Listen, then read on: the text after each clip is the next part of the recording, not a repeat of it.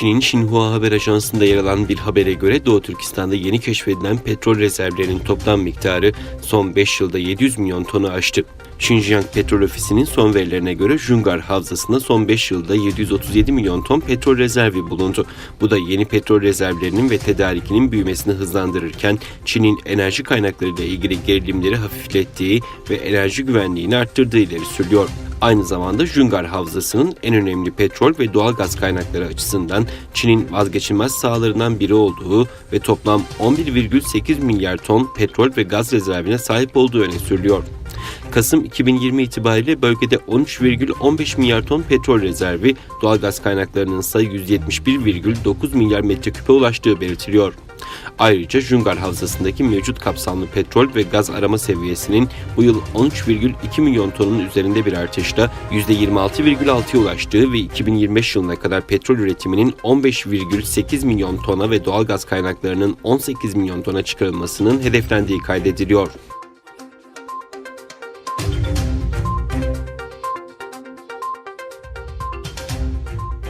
Doğu Türkistanlı Kazak Türk'ü Riza Akan, dün tüm belgeleri tam olmasına rağmen Almatı'ya alınmamış ve havaalanından Çin'e iade tehlikesiyle Dubai'ye gönderilmişti.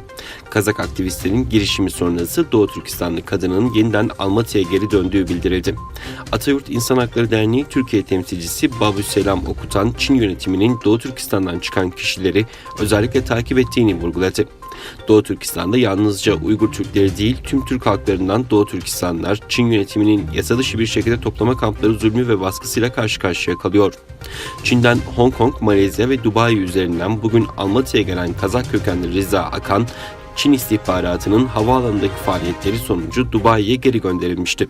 Kazak aktivistlerin girişimi sonrasında Kazakistan hükümeti bu yanlışlıktan dönerek Riza Akan'ın ülkeye girişine izin verdi.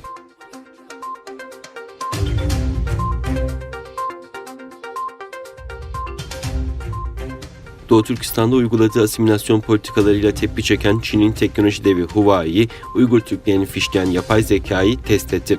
Yazılımın Uygur Türklerini yüz taramasıyla belirlediği ve polis birimlerine sinyal gönderdiği öğrenildi. Sisteme Uygur alarmı adı verildiği bildirildi. Washington Post'ta yer alan habere göre bu tür bir uygulamanın Uygur Türklerine yönelik olan baskının daha da artmasına neden olacağına dair endişe duyulduğu bildirildi.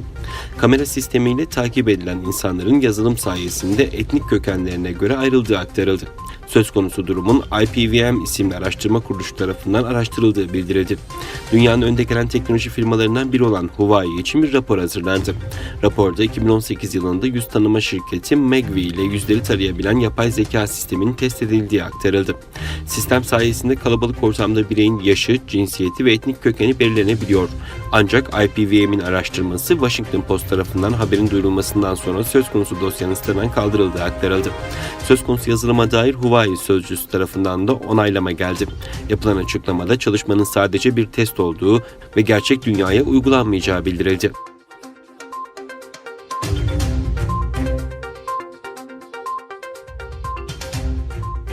Çin, Amerika'nın Hong Kong politikaları nedeniyle Çinli yetkililere yaptırım uygulama kararı sonrasında Pekin'deki ABD Büyükelçi Vekili'ne nota verdi ve misilleme yapılacağını açıkladı. Amerika, pazartesi günü Hong Kong için uygulanan ulusal güvenlik yasasının çıkarılmasında ve geçen ay Hong Kong'da seçimleri kazanan muhalif siyasetçilerin Pekin tarafından saf dışı bırakılmasında oynadıkları rol nedeniyle 14 Çinli yetkiliye mali yaptırımlar ve seyahat yasağı uygulanmaya başlanacağını açıklamıştı. Çin yaptırımları eleştirdi. Çin Dışişleri Bakanlığı'nın internet sitesinde Salı günü yayınlanan açıklamada Çin Dışişleri Bakan Yardımcısının Pekin'deki Amerikan Büyükelçi Vekiline nota vererek ciddi protesto ve sert kınama ifadesinde bulunduğu bildirildi.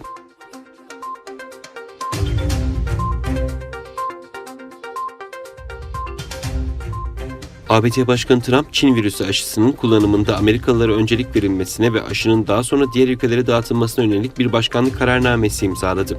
ABD Başkanı Donald Trump, Beyaz Saray'da düzenlenen Warp Speed operasyonu zirvesinde yaptığı açıklamada ülkedeki yeni tip koronavirüs aşısı çalışmalarını değerlendirdi. Normalde aşı çalışmalarının 5-6 yıl sürebileceğini belirten Trump, aşının bir an önce geliştirilebilmesi ve milyonlarca kişinin yaşamını kurtarılması için hükümetin tüm olanaklarını seferber ettiklerini kaydetti. Yönetimin aşı çalışmalarını hızlandırması için 14 milyar dolar ayırdığını belirten Trump, hem Moderna hem de Pfizer'in aşılarının %95 civarında etkili olduğunu duyurduğunu, Johnson & Johnson gibi şirketlerin de yakın zamanda aşılarının etkisini kanıtlamasını beklediklerini söyledi.